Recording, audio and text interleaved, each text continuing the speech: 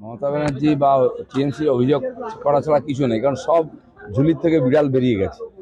আজকে ভাবুন আপনি, এখানে ভোট করাতে হলে সিআইএসএফ, সিআরপিএফ, বিএসএফ আনতে হয়, এখানে নেতাদের পাহারার জন্য সিআইএসএফ আনতে হয়, আজ অস্ত্র উদ্ধার করার জন্য কমান্ডো নামতে। কোথায় পৌঁছেছি আমরা? পশ্চিমবাংলায় পুলিশের কোনো কাজ নেই, সমাজ বিরোধীদের এমন দাপিয়ে বেড়াচ্ছে, পুলিশ আধা মিলিটারি ঢুকতেই পারবে না, সেখানে কমান্ডো আনতে হচ্ছে। তাহলে এই নেতাদের বাড়িতে ঢুকতে গেলে কি করতে হবে?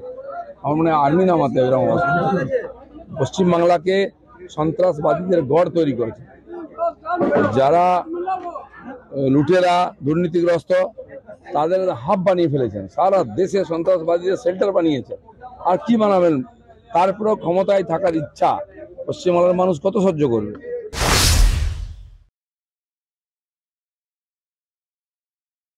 পাবলিককে বোঝানো গিয়ে উনি কে চাকরি খেকো, কে পয়সা খেকো, ওই 25,000 মোটেই যারা কোর্টের রায়ে আজকে রাস্তায় বসে, তার ভবিষ্যৎ তাদের টাকা দিতে হবে।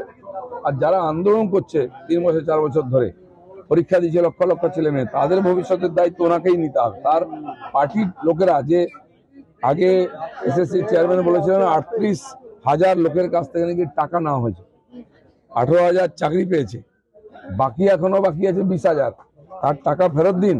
আর আমি বলেছি, যার টাকা ফেরত দিচ্ছে না আসুন আমাদের কাছে, সঙ্গে নিয়ে গিয়ে বাড়ির থেকে কলার ধরে টেনে নিয়ে এসে নেতাদের কাছ থেকে টাকা আদায় করব। অনেকে হয়তো গ্রাম ছাড়া হয়ে যাবেন, বাংলা ছাড়া হয়ে যাবে।